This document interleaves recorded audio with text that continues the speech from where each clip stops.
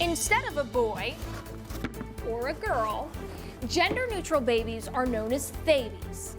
Babies are babies without a known sex.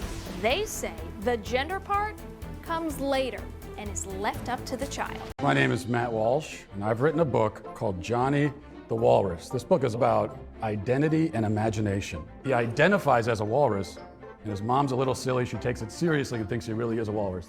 So she went on her phone, and there are people telling her that this isn't pretend, he's really a walrus. And his mother takes him to the doctor to have him surgically transitioned and gets him walrus hormone pills, and then eventually tries to drop him off at a zoo to live with other walruses. Not only topping the Amazon charts, my book has taken the world by storm.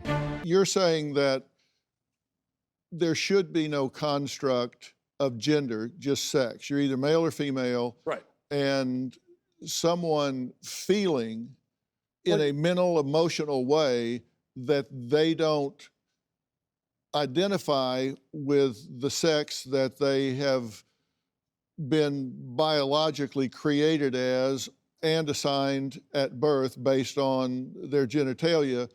If they don't feel that way, that there's no construct that describes that, experiences that. Well, that's got nothing to do with the reality. So you can feel however you want. I mean, I could sit here and say that I feel like a tomato plant, but that doesn't mean that I'm actually in those things. So your self-perception, you can have whatever self-perception you want, but you can't expect me to take part in that self-perception or to take part in this kind of charade, this theatrical production.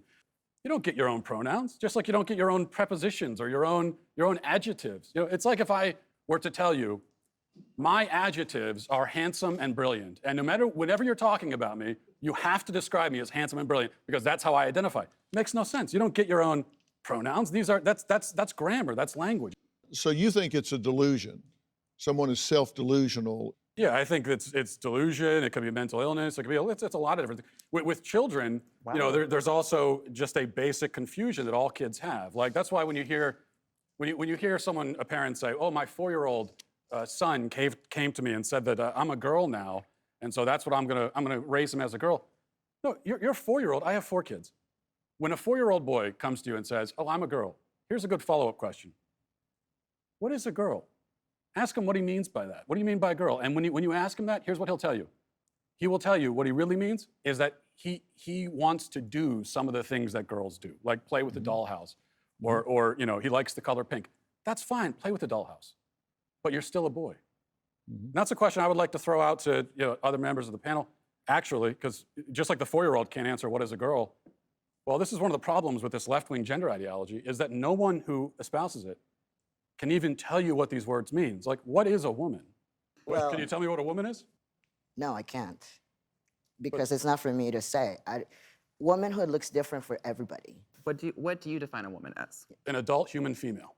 And what does a female mean? Well, how do you define a female? Someone with female reproductive organs.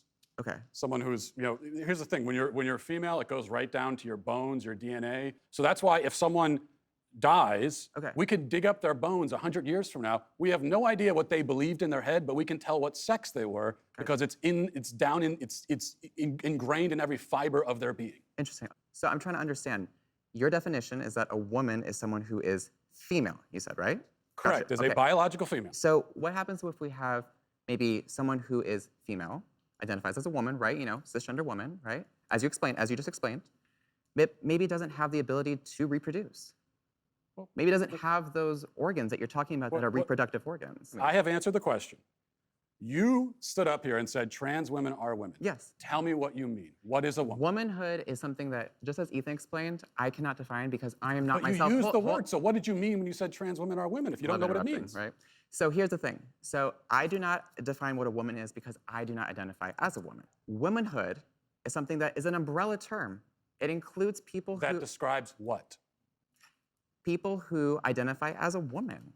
Identify as what?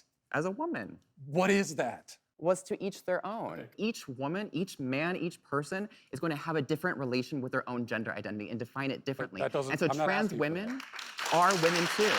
Okay. And you want to hold on. You want to reduce. Listen. Even tell me what the word means, though. So you want to reduce women. You want to reduce men down to maybe just their genetics, our genitals, our chromosomes, right? That's what you're saying. What you want to do is appropriate women You want to appropriate womanhood Okay. and turn it into basically a costume that could be worn. I'm really concerned about what's going on in schoolrooms across the country. The entire gender pronoun situation makes me feel very upset. People may think that if you don't want to use the preferred pronouns, that you're against gay people. This is 100% untrue. I am a huge advocate for gay people, trans people, and the like. Stacy and I both have children in the same school district. I learned that the teachers in my children's school were asking for the kids' preferred pronouns in the classroom. When I heard about this, it was extremely upsetting. Last year, my son was given a homework assignment. I gave an example of a child not identifying with the gender that they're born with. This is an example of a homework that was given to my 8-year-old son. If a student is unsure of their place in the gender spectrum, or is experimenting with different forms of gender presentation, school uniforms can present a real challenge. Oh my gosh. What is gender spectrum? That's a great question.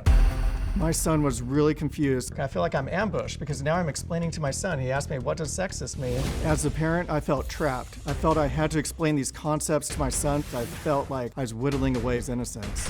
This year, my 12-year-old daughter had a science teacher ask the class about their preferred gender pronouns. I don't want a teacher talking to my child about gender pronouns. It is not appropriate. It's crossing a line. It's unacceptable. This is a parent-child issue, not a teacher-child issue. I wanted my kids to have nothing to do with it. I had to pull both of my kids out of this school district. I've decided not to pull my children out of the school district, but I'm fighting for change.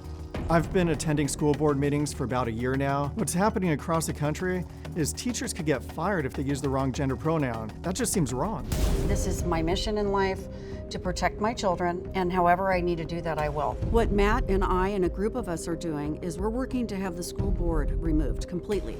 A lot of people I know, a lot of parents I know, are afraid to speak up, and I speak for them, and I'm not afraid.